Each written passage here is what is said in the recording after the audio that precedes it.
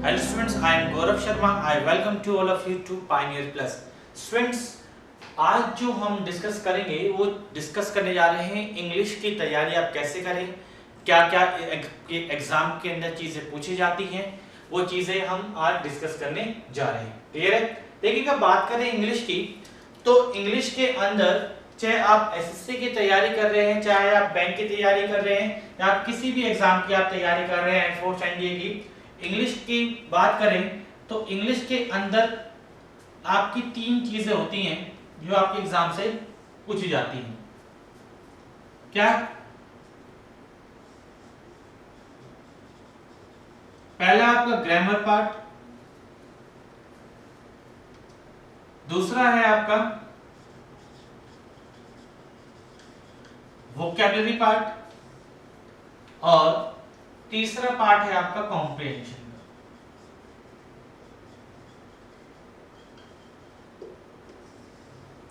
ठीक है?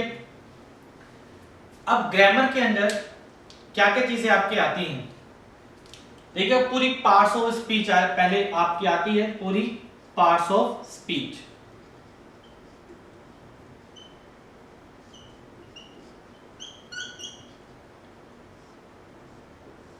इस पार्ट्स ऑफ स्पीच में बात करें तो आपका नाउन, प्रोनाउन,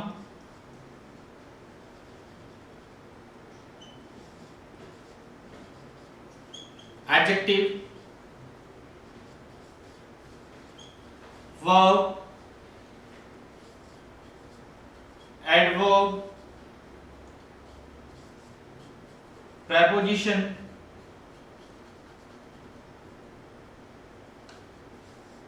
conjunction और आपका इंटरजेक्शन होता है। ठीक है? इसके बाद आपका इसके अंदर आपका आता है नेक्स्ट पार्ट ग्रामर में टेंस,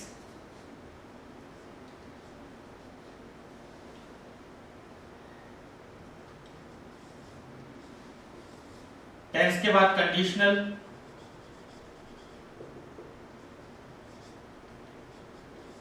कंडीशनल के बाद क्वेश्चन टैग,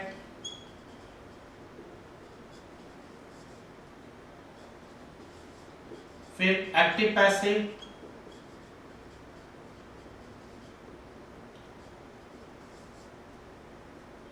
फिर नरेशन,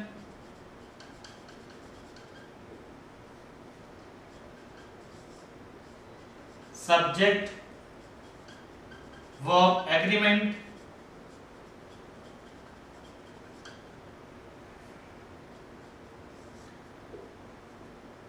एंड आपका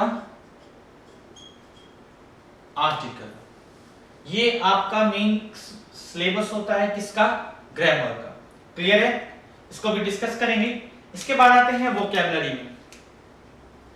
वोकैबुलरी में आप क्या आते हैं? Synonyms,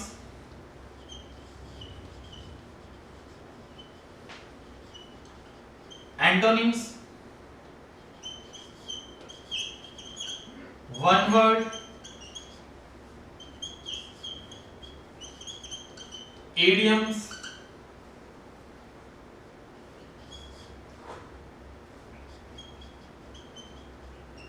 phrasal verbs,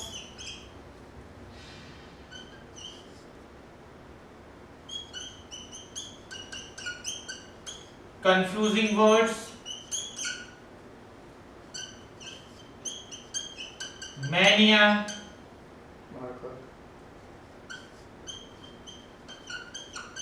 phobia,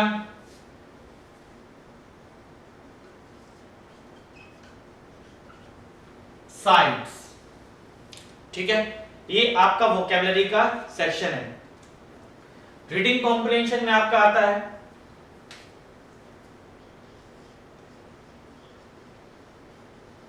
passage,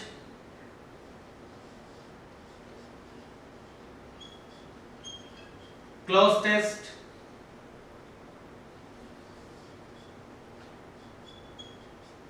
Phillips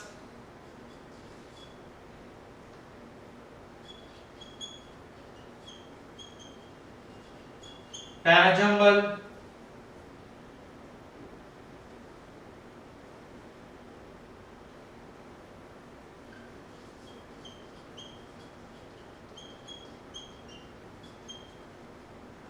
and sentence improvement।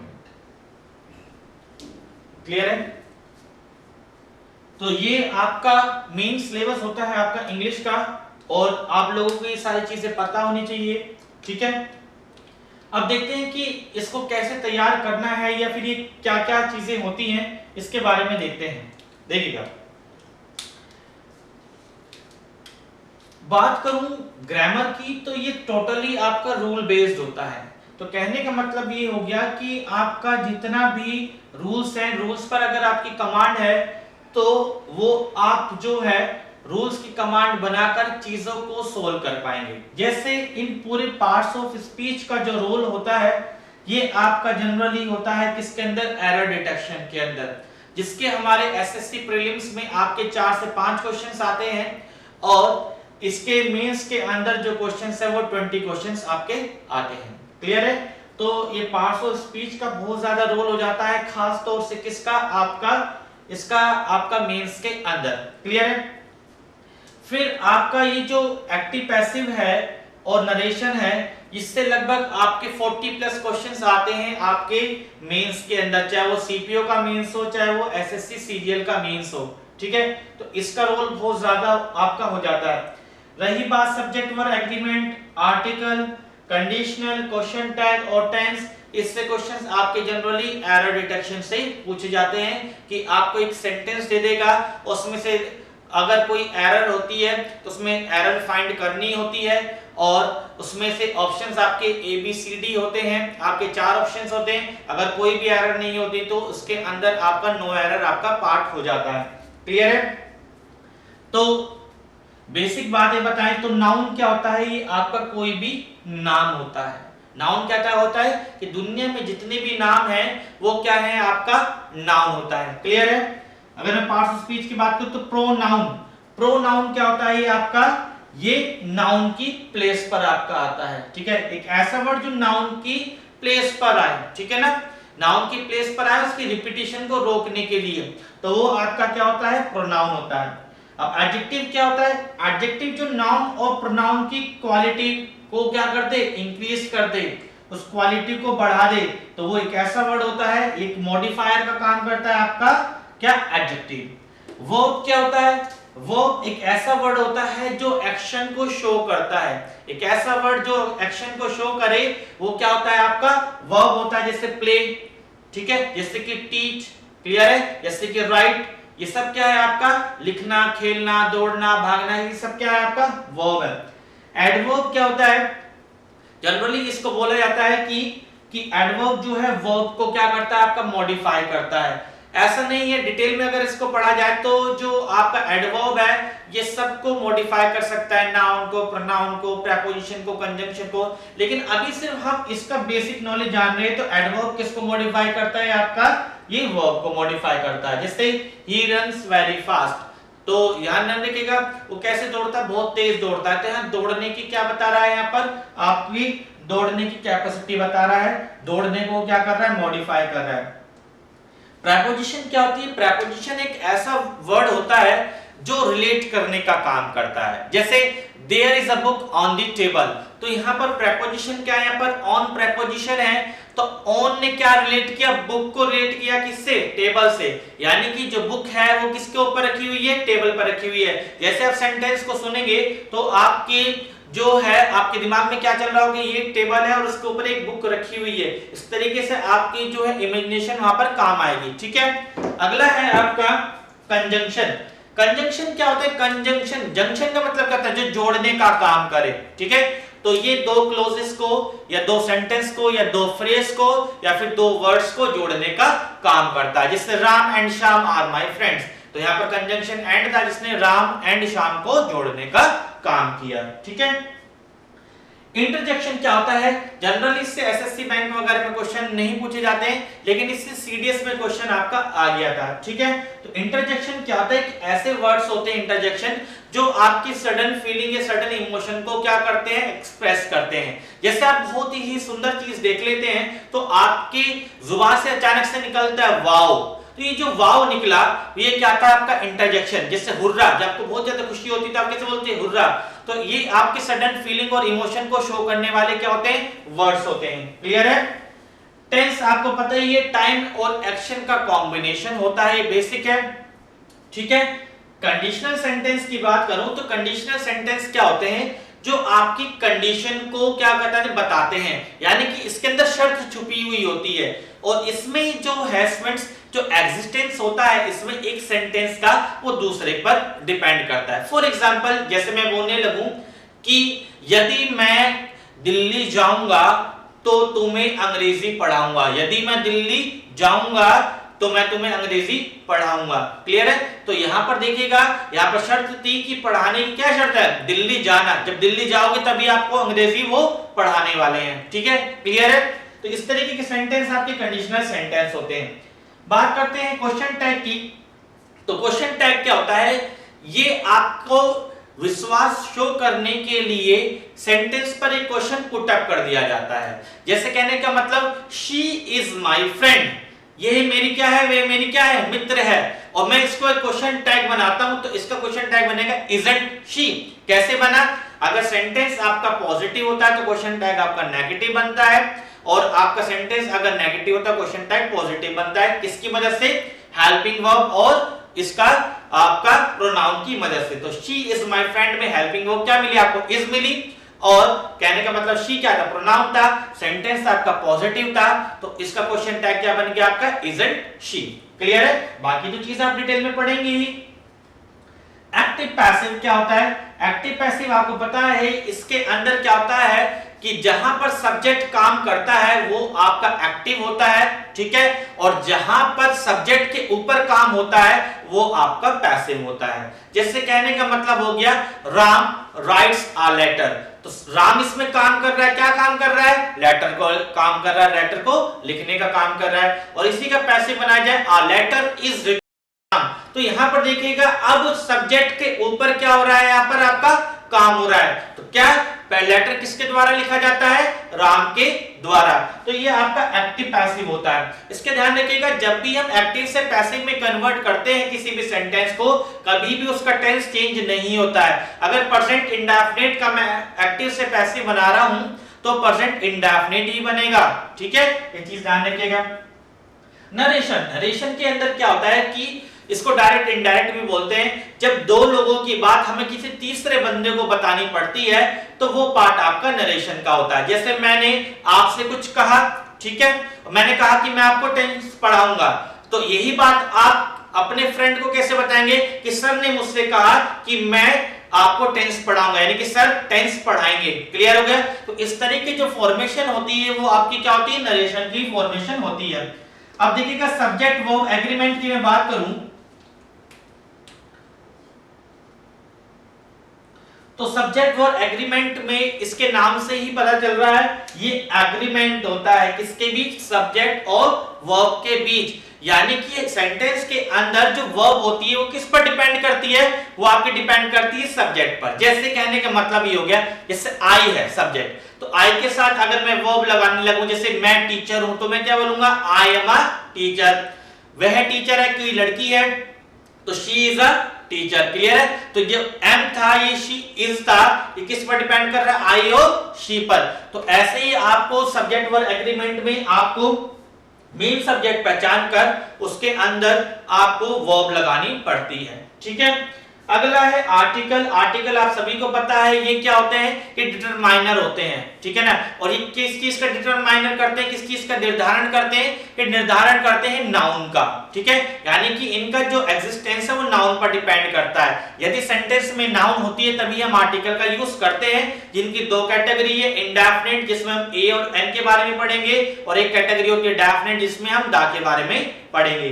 तो ये मेन आपका जो था, ये आपका पार्ट्स ऑफ स्पीच और प्लस जो एडिशनल पार्ट है ग्रामर का, ये छोटा सा आपका क्या था, इंट्रोडक्शन था। बाकी चीजें तो तब ज्यादा क्लियर होंगी जब आपको टॉपिक वाइज इनको पढ़ाया जाएगा। क्लियर है? अब बात करते हैं वोकैबुलरी पार्ट की।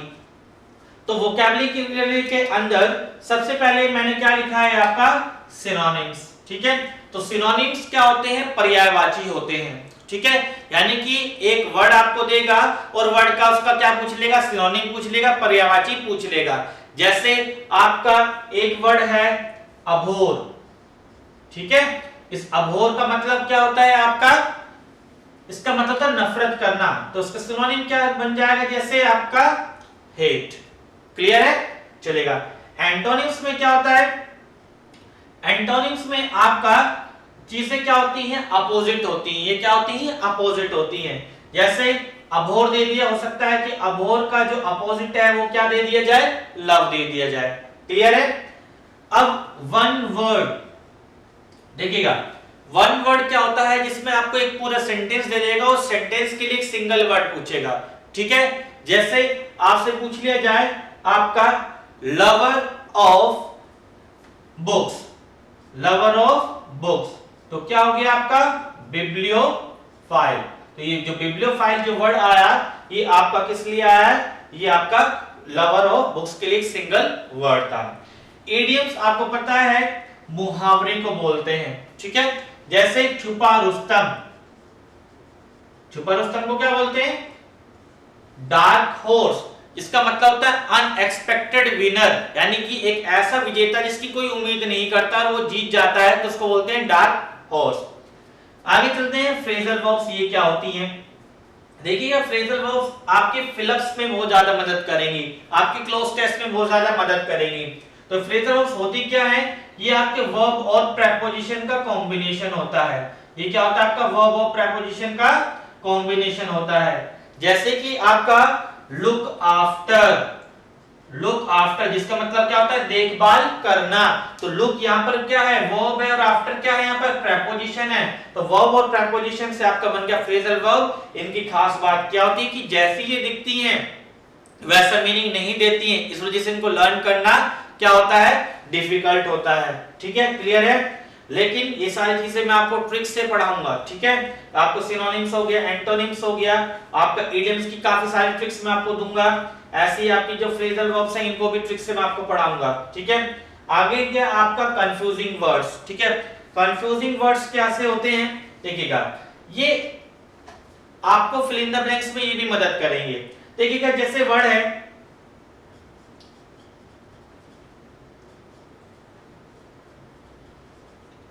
डिसेंट, डिसेंट, ये दोनों ही डिसेंट हैं, लेकिन इनका मतलब अलग अलग है। जैसे डिसेंट का मतलब क्या होता है, पहले वाले का सभ्य, और दूसरे का मतलब क्या होता है आपका मतभेद। क्लियर हुआ? तो ऐसे वर्ड्स आपको कंफ्यूज करेंगे, हो सकता है ऐसे क्वेश्चंस आपके एरर्स में पूछ लिए जाएं, तो ये होता है आपका कंफ्यूजिंग वर्ड्स। अगला है मैनिया। मैनिया भी आपके वन वर्ड का ही पार्ट होता है। जैसे किसी को मैनिया क्या शो करता है, ये आपका शो करता है एक्सेसिव डिजायर, यानी किसी को चीज को चाहने की बहुत ज्यादा सनक, ठीक है, बहुत ज्यादा चाह, ठीक है, उसको बोलते हैं मैनिया। जैसे चुराने की सनक, कई बार पूछा गया है, क्लेप्टोमैनिया, चुराने की सनक को क्या बोलते हैं, क्लेप्टोमैनिया। से बहुत सारे मैनिया से वर्ड्स होते हैं। फोबिया, फोबिया शो करता है किसी चीज को इरेशनल डर, एक ऐसा डर जिसका कोई खास लॉजिक नहीं होता है। जैसे बहुत से लोगों को पानी से डर लगता है, पानी से डरने वाली बात थोड़ी ना है, ठीक है, लेकिन लोगों को डर लगता है, तो ऐसा वर्ड बन गया आपका हाइड्रोफोबिया। ठीक है, अगला वर्ड है आपका साइट्स। साइट्स वर्ड्स क्या शो करते हैं, किलिंग को शो करते हैं, किसी को मारने का। जैसे सिंपल से वर्ड, जैसे किलिंग ऑफ किंग, उसको क्या बोलते हैं, रेजिसाइड। ठीक है, खुद को कोई मार लेता है तो उसको बोलते हैं सुसाइड। तो ध्यान रखिएगा, साइड्स वर्ड्स क्या शो करते हैं, आपके किलिंग को शो करते हैं। ठीक है, तो ये मेन पार्ट आपका वोकैबुलरी का था जो आपको तैयार करना है आपके एग्जाम के लिए। अब बात करते हैं कॉम्प्रिहेंशन की। तो कॉम्प्रिहेंशन में आपको पता है पैसेज जो होता है दे दिया जाता है, एक पैराग्राफ होता है, अनसीन पैसेज होता है, जिसके बेस पर कुछ क्वेश्चंस होते हैं। वो आपको क्या करना है, आप लोगों को क्या दिया गया था, कोई एक स्टोरी दी जाती है, ठीक है, एक क्लिप होता है, एक आर्टिकल होता है, उससे आपको क्वेश्चंस उसमें आप पढ़कर उनको सोल्व करते हैं। क्लियर है? तो ध्यान रखिएगा, इसके लिए आप क्या करें कि आप किसी भी एक अच्छे न्यूज़पेपर को फॉलो करें, अपनी रीडिंग एबिलिटी को स्ट्रांग बनाएं, वोकैबुलरी को स्ट्रांग बनाएं, तो ये सारा पार्ट आपका अच्छा हो जाता है। ठीक है, अगला है क्लोज टेस्ट। क्लोज टेस्ट देखिएगा, जिन्हें नहीं पता क्लोज टेस्ट क्या होता है, इसके अंदर आपको एक पैसेज दे देगा, उस पैसेज में जगह जगह आपको 4 फिलअप्स दे देगा। ठीक है, बैंकिंग के अंदर 5 फिलअप्स आते हैं, एसएससी के अंदर 4 फिलअप्स आते हैं, और आपको क्या करना है, पूरी स्टोरी पढ़नी होती है, और स्टोरी के बिहाफ पर आपको जो ऑप्शंस चुन चुनकर उसको राइट ऑप्शंस वहां पर पुट अप करना पड़ता है। ये चीजें कैसे आपकी स्ट्रांग होगी, यदि आपकी वोकैबुलरी और ग्रामेटिकल जो रूल है, ग्रामर के जो रूल है, उन पर कमांड है, तो आप क्लोज टेस्ट को क्या बहुत अच्छे से कर पाएंगे। बाकी आपकी प्रैक्टिस होती है स्टूडेंट्स। ठीक है, फिलअप्स जो होते हैं ये टोटली आपका वोकैबुलरी और ग्रामर पर ये भी डिपेंड करते हैं। क्लोज टेस्ट और फिलअप्स में क्या होता है कि क्लोज टेस्ट में तो एक पूरी स्टोरी होती है, उसी स्टोरी पर बिहाफ पर सारे ऑप्शंस होते हैं, लेकिन फिलअप्स में क्या, हर एक बार आपको अलग अलग सेंटेंस देगा, और सेंटेंस में आपको 4 से 5 ऑप्शंस मिलेंगे। क्लियर है? पैराजंबल क्या होता है? पैराजंबल क्या होता है कि इसके अंदर आपको ऐसे PQRS करके 4 सेंटेंस दे देगा, और इनको अरेंज करने के लिए बोलेगा कि इस स्टोरी के बिहाफ पर पहला जो सेंटेंस है वो कौन सा आएगा, फिर कौन सा आएगा, और फिर कौन सा आएगा। जैसे हमें लगा पढ़ने के बाद कि Q को पहले आना चाहिए, फिर R को, फिर S को, फिर P को, तो हमारा राइट आंसर हो जाएगा QRSP। लास्ट है आपका सेंटेंस इंप्रूवमेंट। सेंटेंस इंप्रूवमेंट के अंदर क्या होता है स्टूडेंट्स कि जो ये आपका सेंटेंस इंप्रूवमेंट होता है कि ये आपका टोटली ग्रामेटिकल और फिर दोबारा वोकैबुलरी का एक तरीके से पार्ट होता है। यदि आपको ग्रामर पर अच्छे से कमांड है, रूल्स याद हैं, तो आपको दे देगा, एक सेंटेंस बना देगा, और उन्हें पूछेगा कि यदि इसके अंदर इंप्रूवमेंट की नीड है तो इसको इंप्रूव किया जाए, नहीं तो उसका आंसर क्या हो जाता है, नो इंप्रूवमेंट हो जाता है। ठीक है, क्लियर है? तो मैं बात करूं लगभग आपके एग्जाम में ग्रामर, वोकैबुलरी और कॉम्प्रिहेंशन की, तो लगभग जो है इसका रोल जो ज्यादा है वो आपका मेंस के अंदर ज्यादा होता है। ठीक है, क्लोज टेस्ट आपके काफी सारे आते हैं, 20 से 25 मार्क्स के आते हैं, ऐसे ही पैसेज का भी वेटेज इतना ही होता है। ठीक है, पैराजंबल भी आपके लगभग इतने ही आते हैं, 10 से 15 आपके, और सेंटेंस इंप्रूवमेंट आपके 20 के सवाल होते हैं। ठीक है, तो कॉम्प्रिहेंशन का बहुत ज्यादा रोल किसके अंदर है, आपका मेंस एग्जाम के अंदर है। ठीक है, और वोकैबुलरी जो होता है आपका, वोकैबुलरी एक ऐसा पार्ट होता है जो आपको बहुत ज्यादा मदद करेगा किसका, कॉम्प्रिहेंशन को स्ट्रॉन्ग करने में। ठीक है, तो वोकैबुलरी, दूसरी बात क्या है, वोकैबुलरी को स्ट्रॉन्ग करेंगे तो आपका क्या है, समय जरूर बचेगा। कैसे कि जैसे मान लो किसी वर्ड का आपको सिनोनिम पूछ लिया, ठीक, तो कितना सेकंड लगेगा, अगर आपको उसका सिनोनिम आता है तो 1 सेकंड में आप उसको सोल्व कर पाएंगे। तो इस वजह से आपको वोकैबुलरी पर बहुत अच्छे से कमांड बनानी होगी स्टूडेंट। सबसे ये आपका टाइम सेविंग भी होता है, कम समय में आपको ज्यादा मार्क्स भी ये आपका दिलाता है। क्लियर है? और बाकी रहा ग्रामेटिकल पार्ट, तो ये टोटली आपके रूल पर डिपेंड करता है। अगर आपके रूल्स पर आपकी कमांड है तो आप बहुत आसानी से ग्रामेटिकल पार्ट को बहुत स्ट्रॉन्ग कर सकते हैं। ठीक है, तो बात करें तो इनकी वेटेज की, तो इनका वेटेज लगभग जो है वो इक्वली रहता है। सबसे कम आप कह सकते हो अगर बात करें ग्रामर और कॉम्प्रिहेंशन की, तो कॉम्प्रिहेंशन मैंने आपको बताया मेंस के अंदर ही पार्ट ज्यादा होता है। ठीक, क्लियर है? ग्रामर का आप कह सकते हो उसका रोल 2nd नंबर पर आप लिख सकते हो, और ये आपका जो रोल है ये आपका इसका 3rd नंबर पर है। ठीक है, क्लियर है? तो सबसे ज्यादा जो क्वेश्चन जनरली आपके मार्क्स बनते हैं वो आपके कॉम्प्रिहेंशन से बनते हैं, फिर आपका ग्रामेटिकल पार्ट, और फिर आपका जो ये है वोकैबुलरी पार्ट का क्वेश्चंस आपके ज्यादातर बनते हैं। क्लियर है? चलेगा? तो ये आपका इंग्लिश का सिलेबस था जो आपके एग्जाम के अंदर, आपका जनरली किसी भी एग्जाम के अंदर जो क्वेश्चंस हैं वो आपके पूछे जाते हैं। Thank you students.